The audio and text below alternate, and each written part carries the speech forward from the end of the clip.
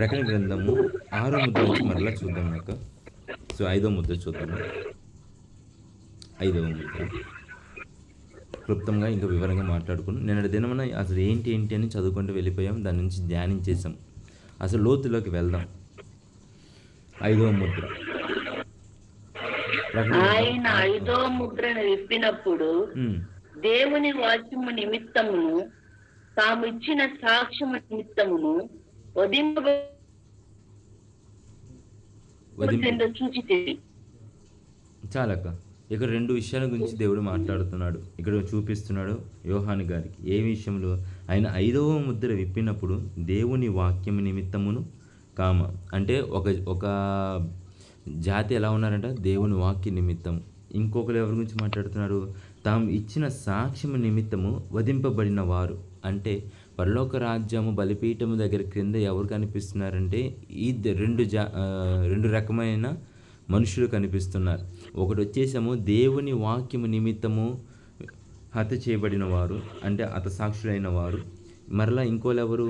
సాక్ష్యం నిమిత్తము హతసాక్షులు వేయబడ్డారు. ఈ దేవుని వాక్యం నిమిత్తం హతసాక్షి ఏంటి? మనకు మరి ఈ సాక్ష్యం నిమిత్తం హతసాక్షులు ఏంటంటే మనకు తెలియాలంటే, గత కాలంలో కొన్ని సంవత్సరాల క్రితము మణిపూర్లో సంఘటన జ్ఞాపకం చేసుకుంటే వాళ్ళు దేని నిమిత్తము హింసకు నొందారు? సాక్ష్యం నిమిత్తమా? వాక్యం నిమిత్తమా? సాక్ష్యం నిమిత్తం. వాళ్ళు క్రీస్తు అని చెప్పబడిన వాళ్ళందరినీ ఏం చేశారు? చంపివేశారు. ఇది సాక్ష్యం నిమిత్తమైన హత్య. అది దేవుని వాక్యము నిమిత్తం అంటే ఎవరైతే సువార్తను ప్రకటిస్తూ దేవుని సువార్తని అనేక మందికి ప్రకటిస్తూ తీసుకువెళ్తున్న వారిని చంపని వాటిని ఏమంటారంటే ఈ 2 రకాలైన వారు ఎక్కడున్నారు?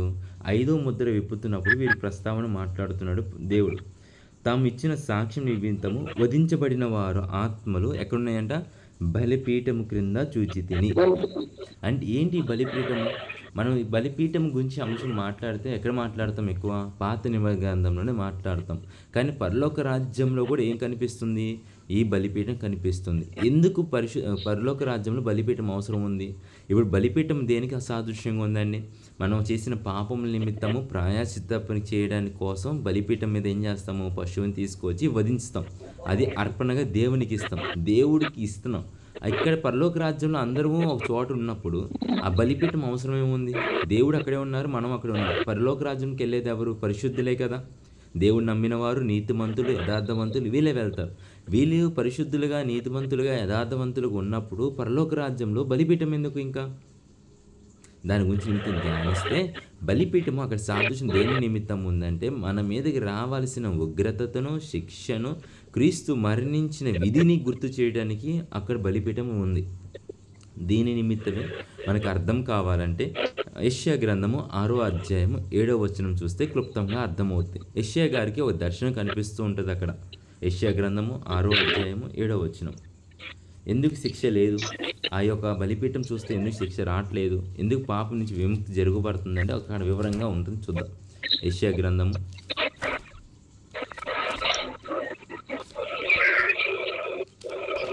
నీ పెదవులకు తగిలిన గనుక చదవనక్క. నీ పాపమునకు ప్రాయశ్చిత్తమాయెను, ఏంటంట? నీ దోషము తొలగిపోయేను అని. ఓకే, ఇంకాక ఇంకేమున్నాయా? అప్పుడు నేను ఎవరిని పంపెదను, మా నిమిత్తము ఎవడు పోవునని ప్రభువు సెలవీయగా వింటిని. అంతటా నేను చిత్తగించుము, నేనున్నాను, నన్ను పంపుమనగా ఆయన నీవు పోయి ఈ జనులతో ఇట్లనుము, మీరు నిత్యము నిలుచుందరు గాని. 6వ వచనం చూడండి, 6 దగ్గర చూద్దాం. అప్పుడు ఆ శరీరపుడలోనొకడు తాను బలిపీఠం మీద నుండి కారుతో తీసిన నిప్పును చేత పట్టుకొని నా యొద్దకు ఎగిరి వచ్చి నా నోటికి దాన్ని తగిలించి, ఇది నీ పెదవులకు. ఇక్కడ ఏమి మాట్లాడుతున్నాడు భక్తుడు? ఏం చూస్తున్నాడు? సెరేబులు మనం ఎక్కడ చూసాము? సింహాసనం మీద పైన క్రింద. పైన ఉండేవారు సెరేబులు, కింద ఉండేవాళ్ళు కెరేబులు. సెరేబుల్లో ఒక్కడైనా వచ్చి ఏం తీసుకొస్తున్నాడు? బలిపీఠం దగ్గర ఉన్న ఆ అగ్నిని తీసుకువచ్చి తన నాలుకకి అంటించినప్పుడు తనేమంటున్నాడు? నీ దోషములు పోయినాయి అంట, నీ పాపం అన్నీ ప్రాయశ్చిత్తమైంది అంటున్నాడు. అంటే బలిపీఠం దగ్గర ఉన్న ఆ అగ్నికి ఎందుకు అంత శక్తి వచ్చిందంటే ఆ బలిపీఠం మీద మన ప్రాయశ్చిత్తం నిమిత్తం ఎవరు వచ్చారండి? క్రీస్తే కదా. మన పాపం నిమిత్తం ఎవరు వచ్చారు భూమి మీదకి? క్రీస్తే వచ్చారు. మన నిన్నటి దినం మనం గమనించి చూసాం. ధర్మశాస్త్రమును నెరవేర్చలేకపోతున్న ప్రతి దాన్ని నెరవేర్చుట కోసం క్రీస్తు వచ్చాడు. అంటే తండ్రి ఎదుటికి నిలబెట్టుటకు క్రీస్తు మన భూమి మీదకు వచ్చి తన రక్తాన్ని కార్చి తండ్రికి మనకున్న మధ్యలో ఉన్న అడ్డుదారిని ఏం చేశాడు? చించివేసే వెళ్ళాడు. కాబట్టి మన నిమిత్తము ప్రాయచిత్తం పడింది ఎవరు? క్రీస్తు. అక్కడ బలిపీఠం మీద ఉన్న అగ్ని తీసుకువచ్చి ఆయన దహించు అగ్ని అయి ఉన్నాడని ఒక చోట మనం చదువుతాం లేఖనంలో. అంటే దాని గురించి ఎవరి గురించి మాట్లాడుతున్నాడు? క్రీస్తు నిమిత్తమే మాట్లాడుతున్నాడు. ఆ దహించు అగ్ని తీసుకువచ్చి నాలుక మీద అంటించినప్పుడు ఏమవుతున్నాడంట? ప్రాయచిత్తము. పాపం నుంచి కానీ దోషముల నిమిత్తం కానీ ఏమవుతున్నాడు? ప్రాయచిత్తం పడుతున్నాడు. అసలు అక్కడ అగ్ని ఎలా రాగొచ్చింది? అసలు ఏంటి అక్కడ బలిపీఠం మీద ఎందుకు అగ్ని ఉందని మనకు తెలియాలంటే ప్రకటన గ్రంథము 8వ అధ్యాయము ఒకసారి ధ్యానిద్దాం. 3వ వచనం చూద్దాం. ప్రకటన గ్రంథము 8వ అధ్యాయం 3వ వచనం. మరియు సువర్ణ ధూపర్తి చేత పట్టుకొని ఉన్న వేరొక దూత వచ్చి బలిపీఠం ఎదుట నిలువుగా మీదట ఉన్న సువర్ణ బలిపీఠం పైన పరిశుద్ధులందరి ప్రార్థనలతో కలుపుటకై అతనికి బహు ధూపద్రవ్యములు ఇయ్యబడిను.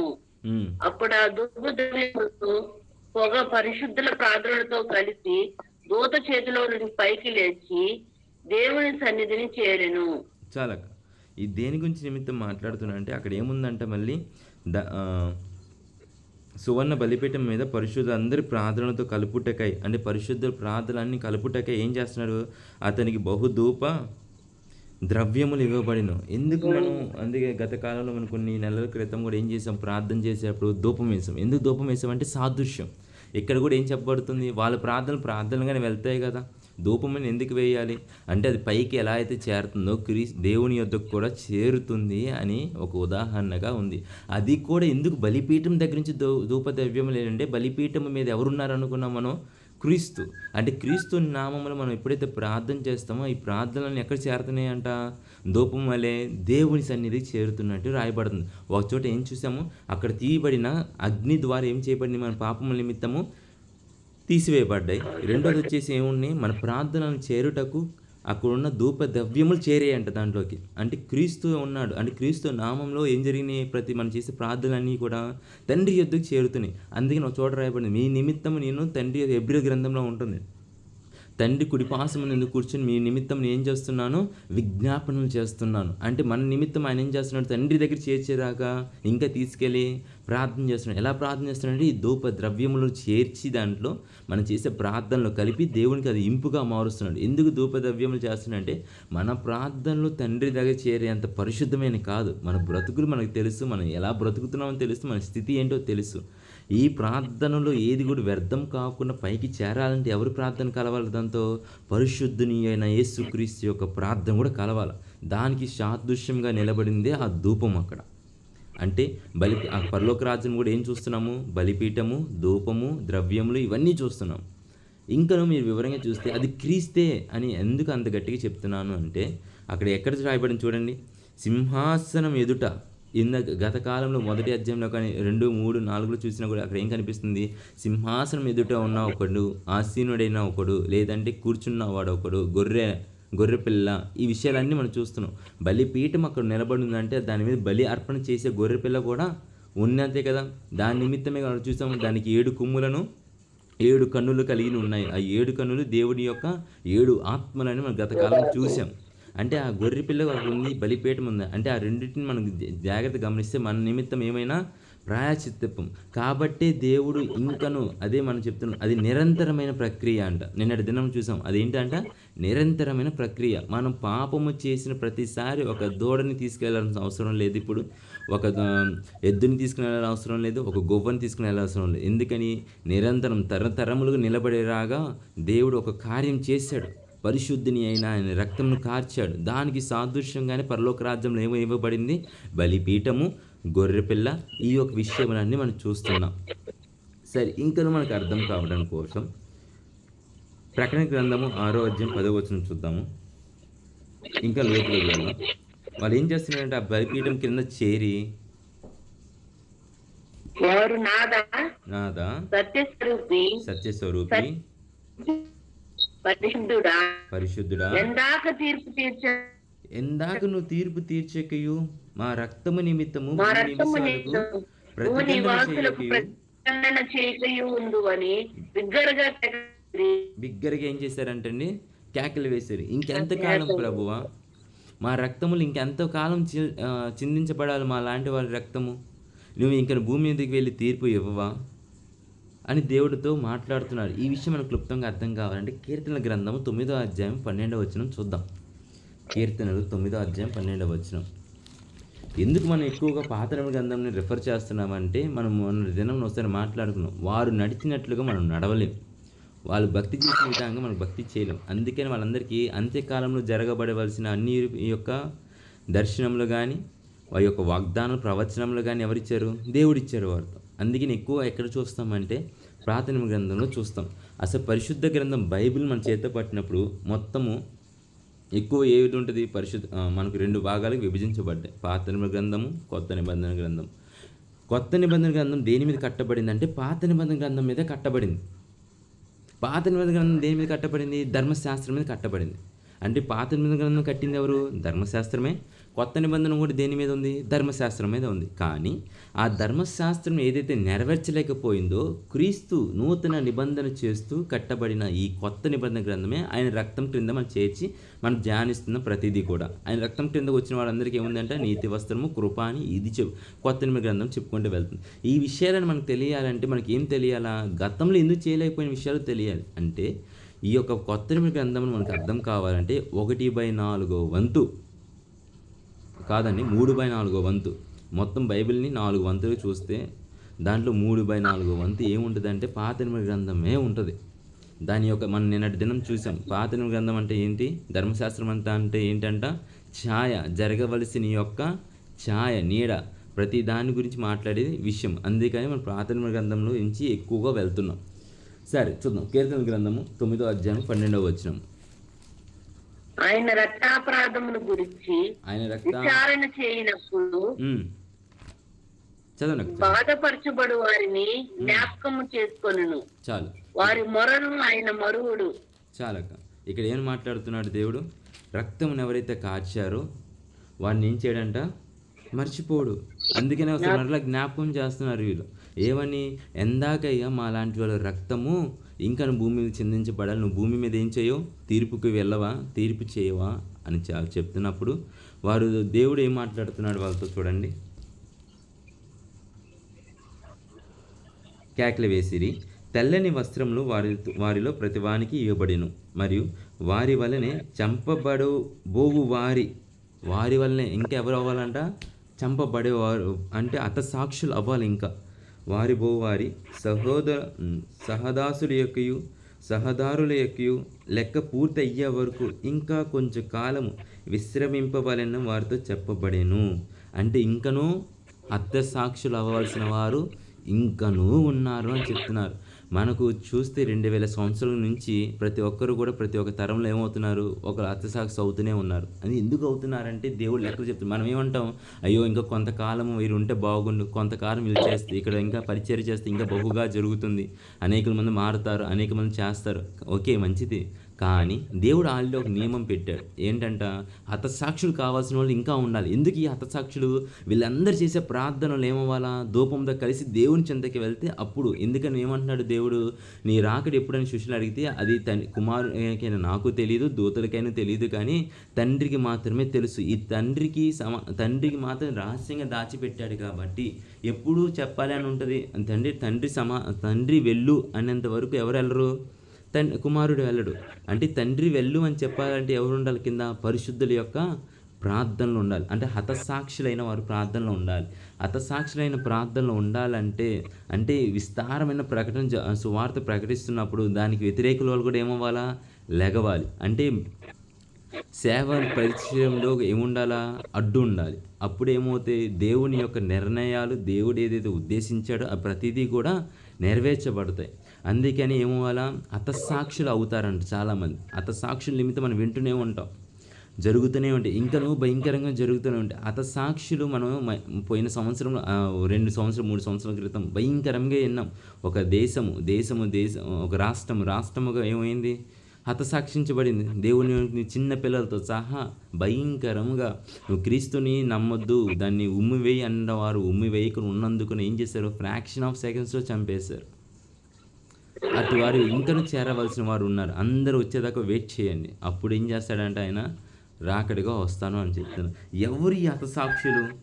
మనం చూస్తే హతసాక్షులు అంటే మరి క్రీస్తు మరి రక్తం అంగీకరించి అంటే నూతన నిబంధన గ్రంథం త్వరతో వచ్చిన వాళ్ళందరూ హతసాక్షులేనా అంటారా? పాత గ్రంథంలో ఎవరు హతసాక్షులు లేరు అంటారా? పాత గ్రంథంలో హతసాక్షులు లేరు అంటే మరి హేబేను గురించి ఒకసారి జ్ఞాపకం చేసుకోండి. హేబేను ఎవరి ద్వారా హతసాక్షించబడ్డాడు? దేవుడు తన యొక్క అర్పణ స్వీకరించాడని చెప్పే కదా, దేవుడి నిమిత్తమేగా తను మరణించింది. అది కూడా ఏమవుతుంది? హతసాక్ష్యం అంటే దేవుని యందు నిరీక్షించి వారిని మనం రెండు వాక్యాలు చదివాం. మొదట ఏమంటంట? దేవుని వాక్యము నిమిత్తమును సాక్ష్యము నిమిత్తమును. రెండు రకమైన తెగలు, రెండు రకమైన మనుషులు, ఈ రెండు రకమైన నిమిత్తము ఏమవుతారంట? హతసాక్షులు అయిపడతారు. హేబేను ఏం చేయబడ్డాడు? సాక్ష్యం ద్వారా హతసాక్షించబడ్డాడా? వాక్యం ద్వారా హతసాక్ష్యం అయ్యాడా? సాక్ష్యం నిమిత్తమే కదా క్రీస్తు తన యొక్క బలి అర్పణను అంగీకరించినందువలనగా. మనకి ఈ విషయం క్లుప్తంగా అర్థం కావాలంటే హెబ్రీయుల గ్రంథము 12వ అధ్యాయము 24వ వచనము చూద్దాం. హెబ్రీయులు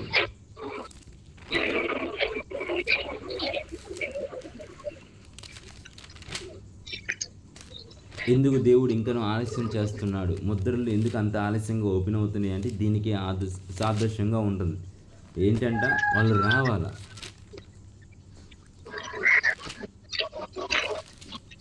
పరలోకమందు రాయబడి ఉన్న జ్యేష్ఠుల సంగమునకును వారి మహోత్సవమునకును. మరలా చదవండి, నిదానం చదవండి. ప్రతి అర్థం జాగ్రత్తగా అర్థం చేసుకుందాం. అక్కడ పరలోకమందు రాయబడి ఉన్న జ్యేష్ఠుల సంగమునకును పరలోకమందు రాయబడిన జ్యేష్ఠత్వంలో అంటే పాత గ్రంథంలో కూడా ఎవరున్నారు? జ్యేష్ఠత్వంలో ఉన్నారా లేరా? ఉన్నారు కదా. వాళ్ళ నిమిత్తమును చదవక వారి మహోత్సవమునకును అందరి న్యాయాధిపతి అయిన దేవుని యుద్ధకును సంపూర్ణ సిద్ధి పొందిన నీతిమంతుల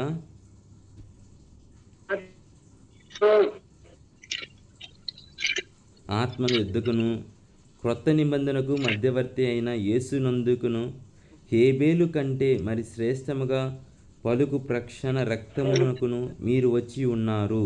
అంటే ఎవరిని చేరుస్తున్నాడు దేవుడు ఇక్కడ? హేబేలును కూడా చేరుస్తున్నాడు. అంటే హేబేలు కాలం దగ్గర నుంచి హతసాక్షించబడిన ప్రతి ఒక్కరిని కూడా దేవుడు ఏం చేస్తున్నాడు? లెక్కలోకి తీసుకుంటున్నాడు.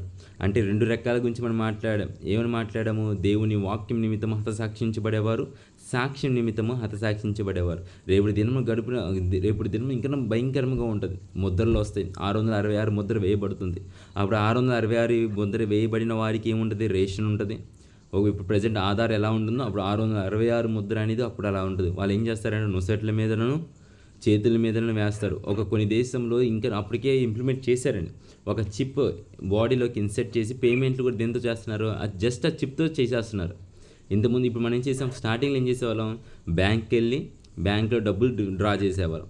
తర్వాత ఏమైంది? ఏటీఎం కార్డులు వచ్చి అందరూ ఏం చేసాం? ఏటీఎం మిషన్లోకి వెళ్ళి ఏటీఎం డబ్బులు తీసుకొచ్చాం. దాని తర్వాత ఏమైంది? PhonePe, Google pay, smart pays వచ్చాయి. దాని తర్వాత ఇప్పుడు ఏమిటి? అడ్వాన్స్ వితౌట్ పిన్ అంట.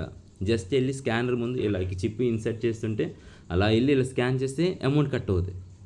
ఇంకనూ అప్డేట్గా ఏం చేస్తున్నారంటే మెదడులోకి ఒక చిప్ ఇన్స్టాల్ చేయాలని చూస్తున్నారు. మనిషికి ఆలోచనలు రాక మునిపే అది ఏంటి అని గ్రహించేసి ఆ చిప్ ఏం చేస్తుందంట? ఆ పనులు చేసేసిద్దంట. ఇప్పుడు మనిషి ఒక సూసైడ్ చేసుకోవాలనుకున్నాడు అనుకోండి, ముందుగానే గ్రహింపుతో అది ఏం చేస్తుంది? అలర్ట్ చేసేస్తుంది. మరణాలు కూడా ఏముండవు, జరగడానికి వీలు లేకుండా చేస్తుంది అది. అంటే ఇవన్నీ జరగవలసిన విషయములు ఇంకనూ ముందుగా ఉన్నాయి.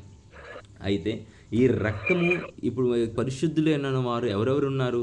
హేబేలు దగ్గర నుంచి ఇప్పుడు దాకా ఎవరైతే క్రీస్తునందు దేవుని వాక్యము నిమిత్తమును కానీ లేదు అనుకుంటే సాక్ష్యం నిమిత్తము కానీ ఎవరైతే హతసాక్షించబడ్డారో వీళ్ళందరూ కూడి అక్కడ కూర్చొని ఏం చేస్తున్నారంట?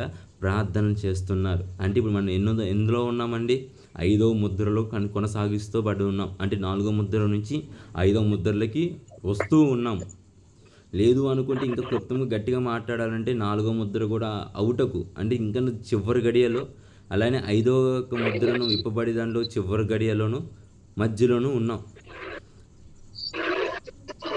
ఇలా స్థితిలో ఉన్నాం. ప్రకటన గ్రంథం 16వ అధ్యాయం 5వ వచనము చూద్దాం. ప్రకటన 16:5.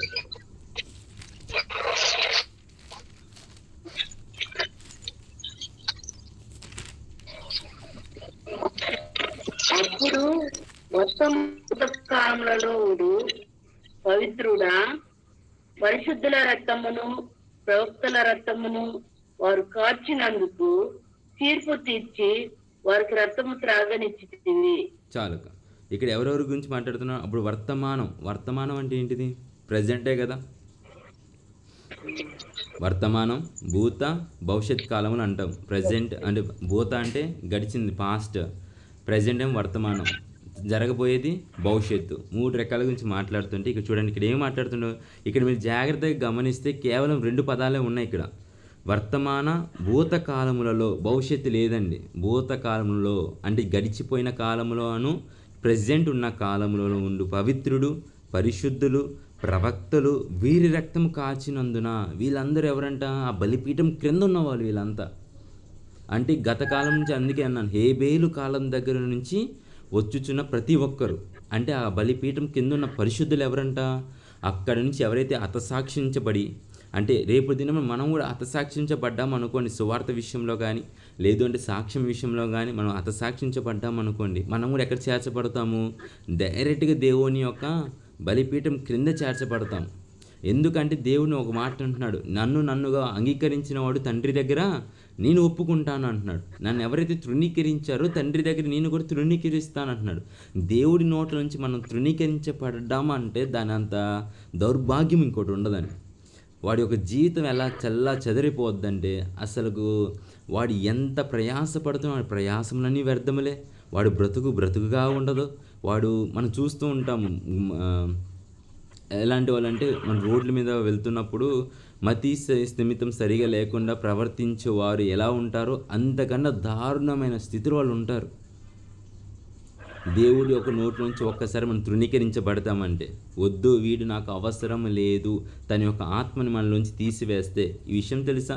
మన పాపం చేసిన ప్రతిసారి ఏం చేస్తుందంట? పరిశుద్ధాత్ముడు హృదయంలో నుంచి నేను హెచ్చరిస్తుంటాడు, చెయ్యొద్దు. దాన్ని నువ్వేం చేస్తావు? నీ యొక్క ప్రేరేపణ బలంగా అయిపోయింది అనుకోండి, శరీరాశ బాగా కృంగతీస్తుంది అనుకోండి, మిమ్మల్ని ఏం చేస్తావు? దాన్ని నోరు ఆపివేసి నువ్వు చేయవలసింది అనుకుని పాపం చేసేస్తావు. చేసిన తర్వాత మరలా అది ఊరుకునిద్దా? నువ్వు ఎందుకు చేసావు? వెళ్ళు దేవుడి దగ్గరికి వెళ్ళి కూర్చో, ప్రార్థన చేయని పరిశుద్ధాత్మ చెప్తుంటే వెనక నుంచి స్వరంలో ఎవరు మాట్లాడతాడు? సాతాను గడు మాట్లాడతాడు. నువ్వు ఎలా చేస్తావు ప్రార్థన? నువ్వు పాపం చేసి ఉన్నావు కాబట్టి నువ్వు ప్రార్థన చేయలేవు. ఒకసారి చేసావు కాబట్టి ఇంకేం చేయొచ్చు? చేస్తూనే ఉండొచ్చు. ఆల్రెడీ ఒకదానికైనా ఒక శిక్షే, అన్నిసార్లు చేసిన ఒక శిక్ష ఖచ్చితంగా పడుతుంది కాబట్టి ఇంక అలవాటు బానిసవు అని చెప్పి స్వరం కూడా వినిపిస్తూ ఉంటుంది. హృదయంలో ఒక శబ్దం కూడా వినిపిస్తుంది, నువ్వు చేసిన దానికి ప్రాయశ్చిత్తపడు. అందుకని దేవుడు ఒక చోట లేఖలో రాయబడుతుంది, నా బిడ్డలు పాపము చేస్తారేమో కానీ పాపంలో ఉండలేరంట. పాపము ఒకవేళ పొరపాటుకు పాపం చేసినా సరే ఏం చేయలేరు, పాపము ఉండలేరంట. వెంటనే పరిశుద్ధాత్ముడు ఏం చేస్తాడు? ఒప్పుకోజాలిస్తాడు. వెళ్ళి కూర్చో, ప్రార్థించే, తండ్రితో సావాసం కూర్చో. నువ్వు తండ్రికి మధ్యలో ఉన్న అడ్డుతెర నుంచి చించివేసే గోడను పగలగొట్టు, ఒప్పుకో, క్షమాపణ అడుగు. దేవుడు సహాయం చేస్తాడు. పరిశుద్ధాత్ముడు ఇంకా నీలో బలంగా ఉంటాడని ప్రేరేపిస్తూ ఉంటాడు. రైట్? అంటే పాపము విషయంలో అన్నిసార్లు చెప్తున్నా కూడా నువ్వు వినకుండా చెప్తున్నావు నా దేవుని యొక్క మాటలు నువ్వు లెక్క చేయలేదనుకోండి, దేవుడు ఏం చేస్తాడంటే భ్రష్ట మనిషికి చెప్పేసి నీలో ఉన్న పరిశుద్ధాత్మని తీసివేస్తాడంట. బాప్తిజం ద్వారా ఏమొస్తారని చెప్తున్నాడు అపోస్తలుడైన పౌలు గారు? పరిశుద్ధాత్మ దేవుడు. మనం ఎప్పుడైతే దేవుని నీతిమంతునిగా నీతిలోకి వచ్చి దేవుని యొక్క రక్షణ అంగీకరించి రక్తంలో కడగబడతామో మనకేమి ఇవ్వబడుతుందంట? ఆత్మ ఇవ్వబడుతుంది. ఈ ఆత్మలో కొన్ని రకములు ఒక్కోసారి ఒక్కొక్క వ్యక్తికి ఇవ్వబడి ఉంటుంది అభిషేకం అని. దాంట్లో పరిశుద్ధాత్మ దేవుడు ప్రతి ఒక్కరిలో ఏం చేస్తాడు? పాపం నిమిత్తము ప్రయాసపడతాడు, ప్రార్థన నిమిత్తము ప్రార్థన చేయడం నేర్పిస్తూ ఉంటాడు. ఎప్పుడైతే మనకు పాపములకు బాగా అలవాటు అయిపోతాం, దేవుడు ఏం చేస్తాడంట? దాన్ని తీసివేస్తాడు. పరిశుద్ధాత్మ దేవుడు మన హృదయంలో లేకుండా తీసివేయబడితే మనం ఇంకా చూడండి మన స్థితి, ఈ లోకానుసారం జీవించే వారికన్నా ఇంకనూ దారుణ స్థితిలో వెళ్ళిపోతాం. కాబట్టి అదే అంటున్నాను, రక్తము దేవుని ఏం చేస్తుందంట? తీర్పు తీర్చుటకు బలపరుస్తుంది. అలాంటి వారు అందరూ చేర్చుటకు దేవుడు ఏం చేస్తున్నాడు? ఆలస్యం చేస్తున్నాడు.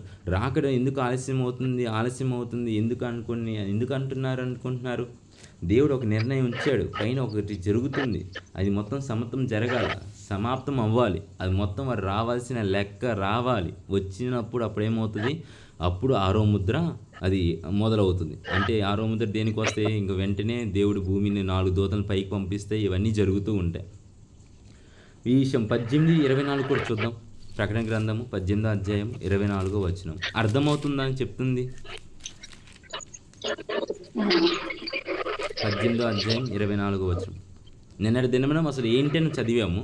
ఇప్పుడు మనం ఏం చేస్తున్నామంటే ధ్యానిస్తున్నాం. ఆ పరిశుద్ధులు ఎవరు, ఆ బలిపీఠం కింద ఎందుకు ఉన్నారు, ఆ రక్తం ఏంటి, ఈ విషయాలు మనం ఇవాళ తెలుసుకుంటున్నాం.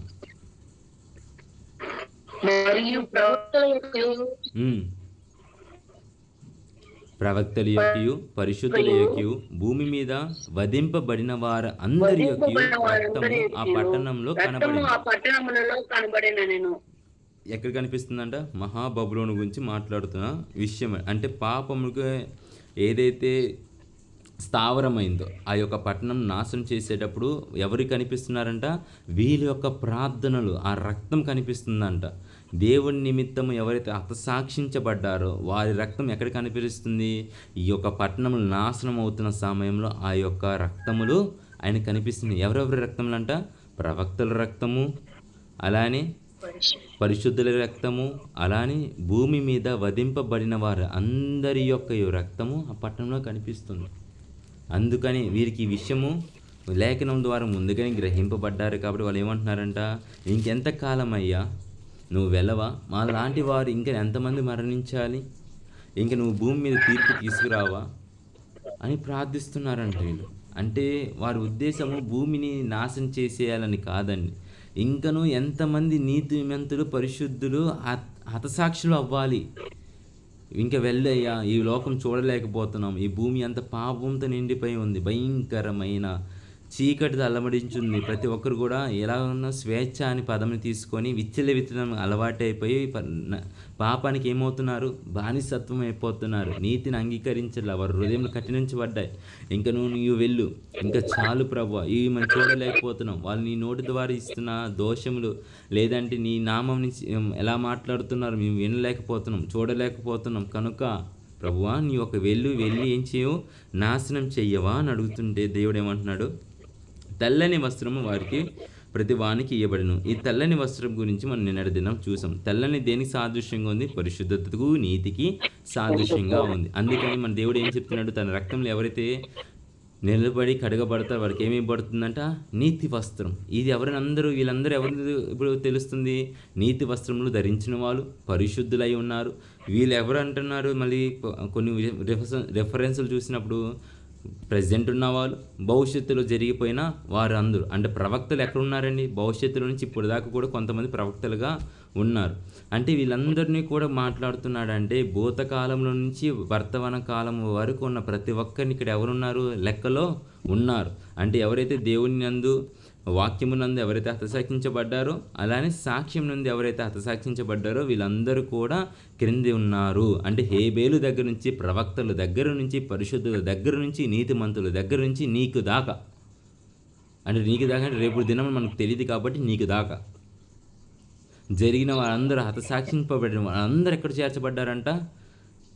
ఒక చోటే ఉన్నారు. అందరూ బలిపీఠం క్రింద ఉండి ప్రార్థన చేస్తుండగా ఆ ప్రార్థన, అందుకనే ప్రకటన గ్రంథం ముందు అధ్యాయాలు కూడా మనం చూసాం. ఏంటంటే ఆ దూత ఏమొస్తుందంటే ఓ పాత్ర పట్టుకొస్తే ఆ పాత్రలు ఏమున్నాయి? పరిశుద్ధుల యొక్క ప్రార్థనలు. ఆ పరిశుద్ధులు ఎక్కడి నుంచి ప్రార్థన చేస్తున్నారు? ఆ బలిపీఠం క్రింద నుంచి ప్రార్థిస్తున్నారు. ఈ బలిపీఠం క్రింద ఉన్న వాళ్ళు ప్రార్థిస్తున్నప్పుడు ఆ ప్రార్థన పట్టుకెళ్ళడానికి ఒక దూత వచ్చి అక్కడ ఒక పాత్ర పట్టుకుని ఉంటే అక్కడ బలిపీఠం మీద ఉన్న ధూప ద్రవ్యములు దాంతో కూడా చేరి తండ్రి ఎద్దుకు వెళ్తుంది. అప్పుడు దేవుడు అంటాడు, సరే వెళ్ళు అనగానే అప్పుడు దేవుడి యొక్క రాక జరుగుద్ది. వీటి మందు జరిగేవన్నీ విషయములన్నీ మనం మాట్లాడుకుంటున్నాం. ఇది 5వ ముద్ర యొక్క క్లుప్తమైన వివరణ. 6వ ముద్రకు వెళ్దాం. 12వ వచనం. ఆయన విప్పినప్పుడు నేను చూడగా పెద్ద భూమి అక్కడ నేను చదువుతాను, మీ వాయిస్ కట్ అయిపోతుంది. ఆయన 6వ ముద్ర విప్పినప్పుడు నేను చూడగా పెద్ద భూకంపమును కలిగెను. సూర్యుడు కంబలి వలె నలుపాయెను, చంద్రబింబమంతయు రక్తవర్ణమాయెను. పెద్ద గాలి చేత ఊగులాడు అంజురపు చెట్టు నుండి ఆకులవు కాయలు రాలినట్లు, అకాలపు కాయలు రాలినట్టు ఆకాశ నక్షత్రములు భూమి మీద రాలిను. మరియు ఆకాశ మండలమును చుట్టబడిన గ్రంథముల వలె తొలగిపోవును.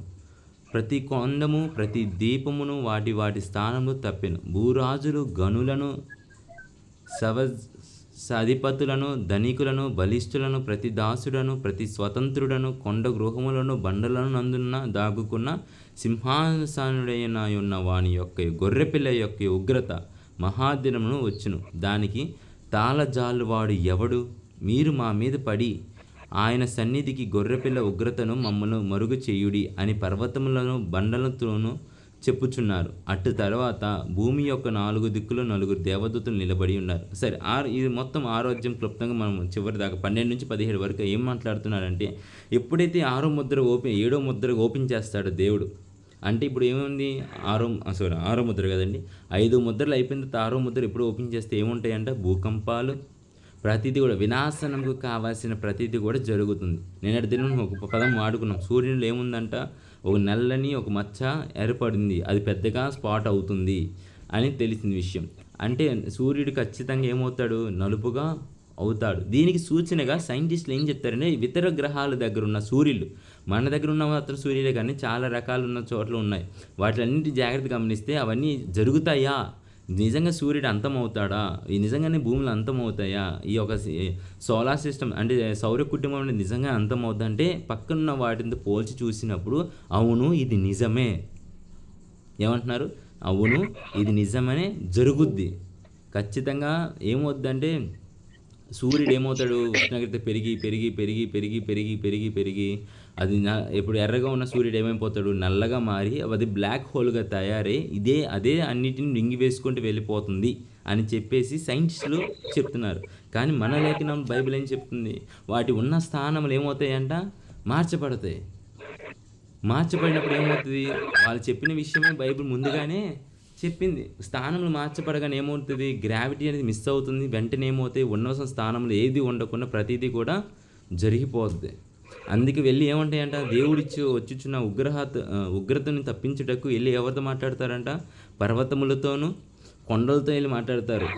ఏమని, నీ దాంట్లో దాక్కుంటే మాకు ఈ ఉగ్రత రాదేమో, నీ దగ్గర దాక్కొని మేము కాసేపు ఊరుకుని ఉంటే ఈ ఉగ్రత మేము తప్పించుకొని ఉంటామేమో అనుకుంటానికి లేదంట. ఎందుకని, భూమి నాశనం అయిపోద్ది. అందుకని ఆకాశం ఎలా చెప్తుందంటే ఒక గ్రంథం చుట్టినట్టుగా చుట్టబడుతుంది. అంటే ఆకాశమే తప్పుతుంది అన్నప్పుడు ఇంకేముంది అంటే భయంకరమైన ఉగ్రత దినములోకి మనం చూస్తాం. అది అందరూ చూస్తారండి, మనమే కాదు అందరూ చూస్తారు. సరే అన్న, ఇప్పుడు ఇది జరుగుతున్నప్పుడు మనం ఇక్కడ ఉంటామా వెళ్ళిపోతామా, ఈ విషయముల నిమిత్తము రేపు దినమును ధ్యానిద్దాం. అంటే 6వ ముద్ర తర్వాత 7వ ముద్ర, ఈ 2 ముద్రలు రేపు దినమును ధ్యానించేద్దాము. రేపుతో ముద్రలు అనే కాన్సెప్ట్ను మొత్తం కంప్లీట్ చేసుకుందాం. ప్రార్థన చేసుకుందాం. పరిశుద్ధ మహోన్నతుడ, గొప్పవాడ, మహోన్నతుడైన ప్రభువా, ఇదిగో నా తండ్రి, నీ 5వ ముద్ర గురించి పరిశుద్ధుల గురించి మాతో మాట్లాడు. ఎవరు ఆ పరిశుద్ధులు, ఇప్పుడు నుంచి ఉన్నవారు, ఎందుకు బలిపీఠం ఉన్నది, ఎందుకు ఆ రక్తానికి అంత ప్రాధాన్యత ఉన్నదని ప్రతి విషయము కూడా క్లుప్తంగా ధ్యానించిన రీతిని బట్టి నీకు స్తుతులు స్తోత్రాలు చెల్లిస్తున్నాను. గనుడా, మహోన్నతుడా, అద్వితీయకు తండ్రి, నీ రాక బహు సమీపంగా ఉంది. మాకు ఇంకా నువ్వు సూచనల ద్వారా నువ్వు మాట్లాడుతూనే ఉన్నావు. హతసాక్షులు మేము వింటూనే ఉన్నామయ్యా. పరిశుద్ధుల మరణాలు వింటూనే ఉన్నాము. హఠాత్తుగా మరణాలు ఎన్నో జరుగుతున్నాయి. ప్రతిదీ కూడా విశ్వసిస్తున్నాము 5వ ముద్ర తెరవబడుటకు మేము ఇంకనూ సిద్ధంగా ఉన్నామని. అయ్యా, ఇదిగో నా తండ్రి, దానిలో మేము ఎలాంటి ఉగ్రతలు లేకుండా మా ఆత్మలన్నీ కట్టుపడుకొని నీ సన్నిధిలో చేర్చబడి వేల సంవత్సరములతో నా తండ్రి అయ్యా నీ సన్నిధిలో మేము మొరపెట్టుకునే వారికి మాకు భాగ్యం అనుగ్రహించమని ప్రార్థిస్తూ సమస్తము మహిమ ఘనత ప్రభావం నీ సన్నిధి చేర్చుకోమని త్వరలో మా కొరకు నా కొరకు రానున్న నాజరేయుడైన